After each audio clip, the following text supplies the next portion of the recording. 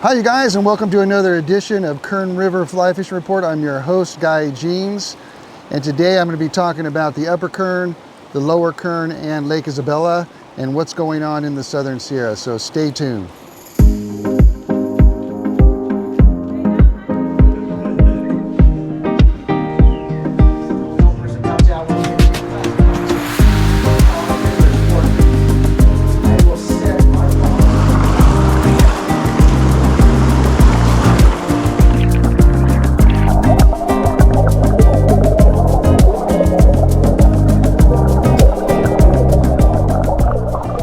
Okay, so what's going on here on the Upper Kern? It's really cool.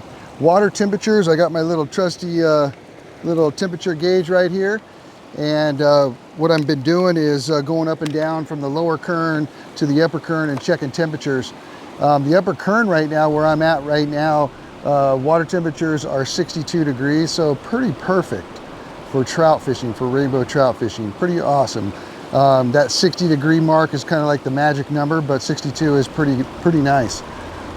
Flows are anywhere from 200 to 300 CFS.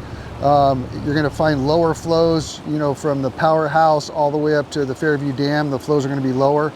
Below the powerhouse, close to Kernville, the flows are going to be a little bit higher.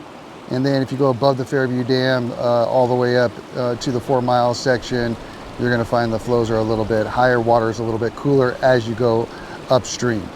Hatches, we're seeing a little bit of a mayfly hatch, some blue wing olives, and we're seeing some caddis late in the evening, so that's something that you guys might check out.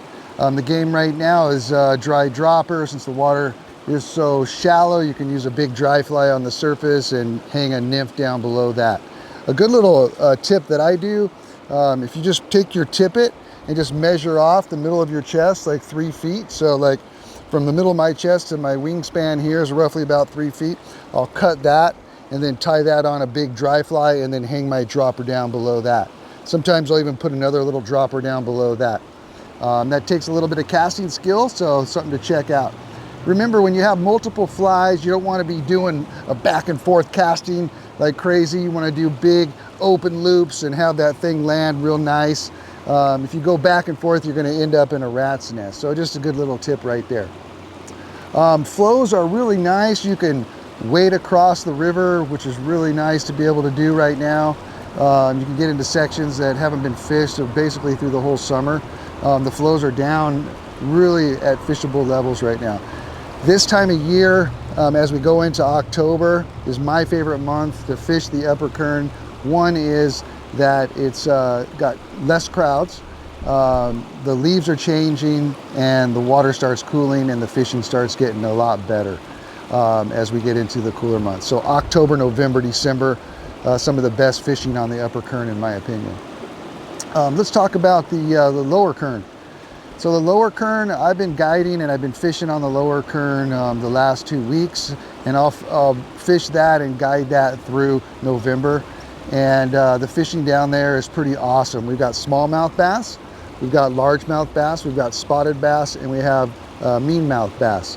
And so you'll see these different species in the Lower Kern. Flows down there are holding around the 600 mark, and you can actually float it in different sections. So if you have like a floating type boat, you can actually put it in different areas and float that, or you could have somebody like me take you down the river and show you the river and show you how to fish for smallmouth bass and largemouth bass. So some of the patterns we're using down there, we're using poppers, topwater action is going on. We have streamers that we're using right now. A chartreuse and black clouser has been working really well as mice patterns on the surface. Some of my friends are fishing mice patterns on the surface and doing really well. And using game changers, white game changers down there. Oh man, that's a great fly to use. So check that out. The Lower Kern, great opportunity to do some alternative fly fishing down there. If you guys haven't done it, you got to try it. It's a lot of fun. Okay, Lake Isabella. Lake Isabella has come down maybe 50 feet. And they're not releasing as much water, but it's holding and it is fishing really well. Some of my friends that fly fish for bass are doing really well around the trees, around Rocky Point, around the rocky structure is where they're doing best. They're catching crappie about 10 feet, 10 to 12 feet, that zone right there. And how they fish for crappie is kind of cool. They'll put a bobber and then they'll hang a clouser down below that, real far, 10 feet below that bobber. And they'll cast out amongst the trees and let that thing sit there, and then they'll give it a twitch, or they'll pull on it, and then the fly comes up, and then it'll drop back down. And so they usually get it as it's dropping back down. So that's a fun thing to be able to do as well, is fish Lake Isabella. So something else to check out. I want to thank you guys for watching the fishing report. We are now at 4,000 subscribers and growing.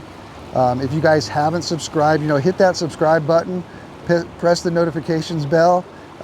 It's free, it doesn't cost anything, and it helps the channel grow. So if you haven't, hit that subscribe button, and it's really appreciated. Hey, you guys, thanks for watching, and we'll catch you guys next time.